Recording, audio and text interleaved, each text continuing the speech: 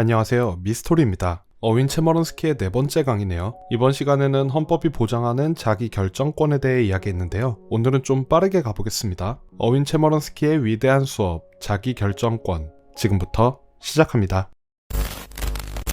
사생활은 기본권 중 하나이지만 미국 헌법 어디에도 사생활이라는 단어는 언급되어 있지 않습니다. 우리는 흔히 사적 공간을 침입받지 않을 자유나 내 정보를 타인에게 말하지 않을 자유를 사생활로 생각하는데요. 오늘은 그것보다 자기 결정권에 대해 이야기해 보겠습니다. 자기 결정권은 사생활, 즉 프라이버시지만 내 비밀을 유지하는 것은 아닙니다. 자신의 삶에 대한 중요한 결정을 스스로 내릴 수 있는 권한을 말하죠. 대법원은 헌법의 적법 절차 조항에 있는 자유라는 개념으로 기본권들을 보장하고 있습니다. 만약 정부가 개인의 자기결정권을 침해해야 한다면 정당한 이유와 그 방법밖에 없음을 입증해야만 하죠. 미국 헌법이 보장하는 자기결정권은 구체적으로 무엇이 있을까요? 첫 번째로 결혼할 권리가 있습니다. 1967년 대법원은 인종 간 결혼을 금지하는 버지니아주의 법을 위헌 판결하면서 결혼은 개인의 선택이라고 판시했습니다. 그리고 최근에는 동성 간 결혼도 개인의 자유권에 포함된다고 판단했죠. 두 번째는 자녀를 가질 권리입니다. 1942년 대법원은 3번 도덕적 범죄를 저지른 사람에게 불임수술을 강제하는 오클라호마주의 법은 위헌이라고 판결했습니다. 자녀를 가질 권리는 인간의 가장 중요한 권리이며 정부는 엄격 심사 없이 이 권리를 제한할 수 없다고 했죠. 세 번째는 자녀 양육권입니다. 정부는 부모가 자녀를 학대하거나 방치했을 때에만 부모에게서 자녀를 영구적으로 떼어놓을 수 있습니다. 모든 부모에게는 자녀를 양육할 권리가 있고 그것이 태어나서 한 번도 보지 못한 부모여도 자녀 양육권을 정부가 침해할 수는 없습니다. 네 번째는 가족 구성권입니다. 가족은 단순히 부모와 자녀만 있는 것이 아닙니다. 확대 가족도 존재하죠. 1977년 이스트 클리블랜드에 있었던 직계가족만 동거할 수 있다는 조례를 대법원은 위헌이라고 판결했습니다. 가족 구성에 대한 자유를 인정한 것이죠. 다섯 번째는 자녀 교육권입니다. 2000년 대법관 샌드라 데이 오코너는 자녀 양육 방법은 부모가 결정하며 양육 적임자인 어머니가 자녀와 조부모가 만나지 않길 바란다면 그건 역시 그녀의 권리이며 헌법이 보장하는 자녀 교육권이 존재한다는 관념이라고 밝혔습니다. 여섯 번째는 피임약 구매 및 사용권입니다. 1965년 대법원은 코네티컷주의 피임약 금지법이 위헌이라고 판단했습니다. 이때 대법관 윌리엄 더글라스는 피임약 사용의 명백한 증거를 찾기 위해 경찰이 성스러운 영역인 부부의 침실에 들어가는 것을 원치 않는다고 밝혔죠. 사생활 문제에서 자기결정권보다 공간이나 개인의 정보를 정부가 침해하는 행위를 우려한 것입니다. 하지만 7년 뒤 대법원은 아이센스타드 대 베어드 사건의 판결에서 자녀의 임신 및 출산 여부를 선택하는 권한은 기혼이든 미혼이든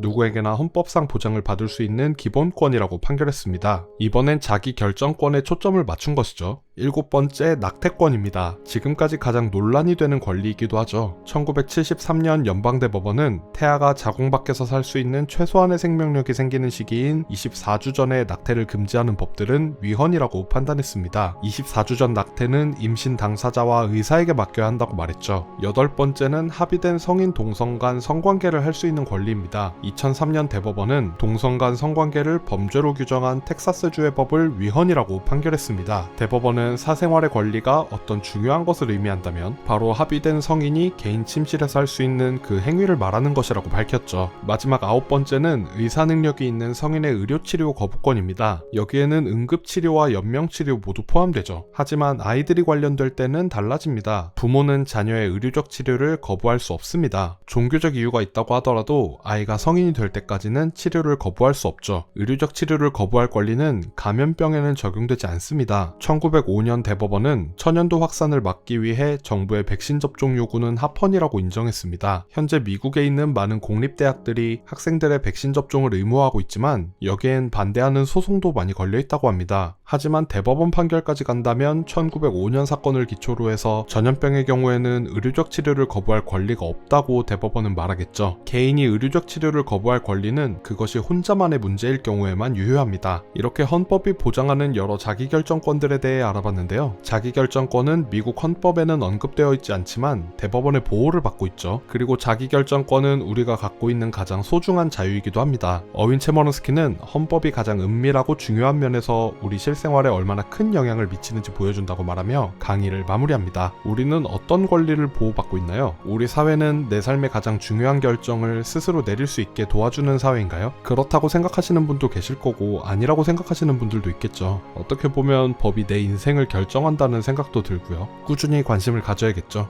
그럼 오늘도 좋은 하루 되세요. 유바.